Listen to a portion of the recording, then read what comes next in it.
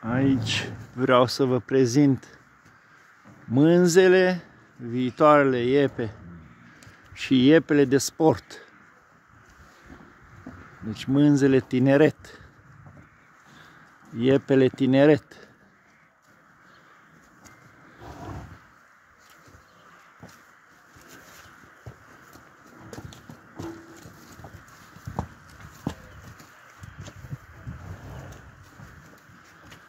Nu vă agitați. Acum un pic sunt cam goale. Acum le dăm să mănânce. Ovăsul. Asta cred că e gestantă cu cel mai frumos andaluz, zic eu, din România.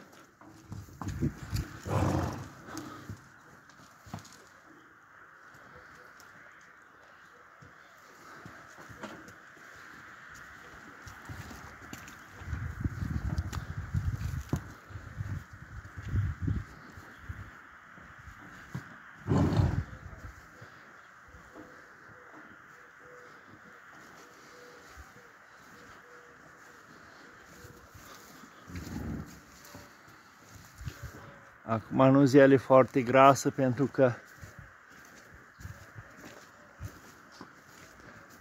sau mai bine nu spun nimic pentru că iar zic oamenii că le dau sfaturi, dar totuși până la 3 ani nu îi încărcați prea mult cu carne.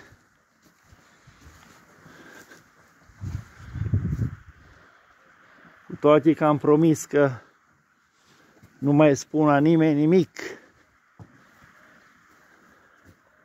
Pentru că maestrii se pun și îmi dau sfaturi, mă învață, mă jignesc.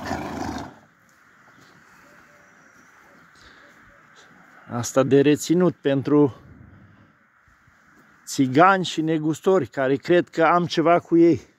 Nu am cu voi nimic, băi. Am cu caracterul vostru, nu cu voi. Cu caracterul vostru de oameni. Care toată viața voastră ați trăit din minciună, păcăleală, înșelăciune. Mi-ați tras și mie câteva țape în viața voastră, pentru aia nu mai aveți loc la mine niciunul. Că aveți același caracter, indiferent de naționalitate.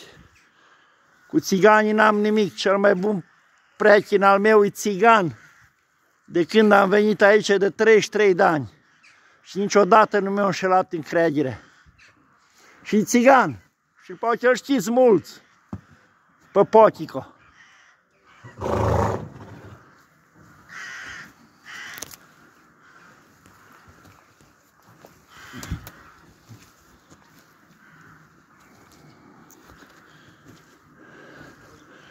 Două blondine.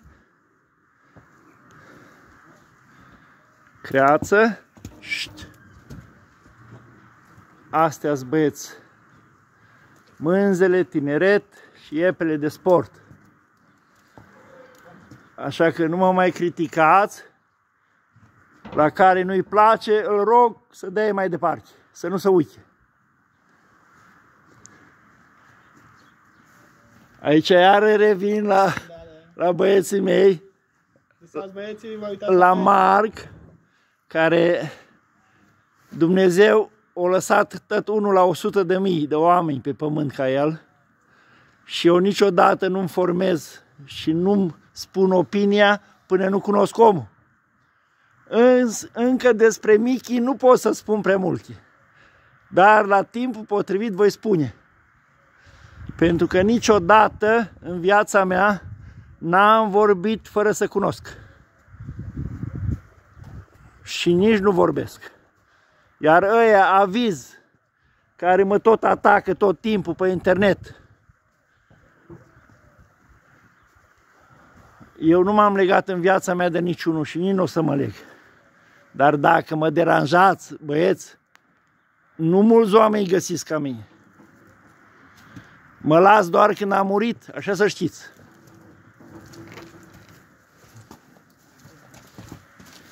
Uitați aici încă iepele de sport. Vă mulțumesc!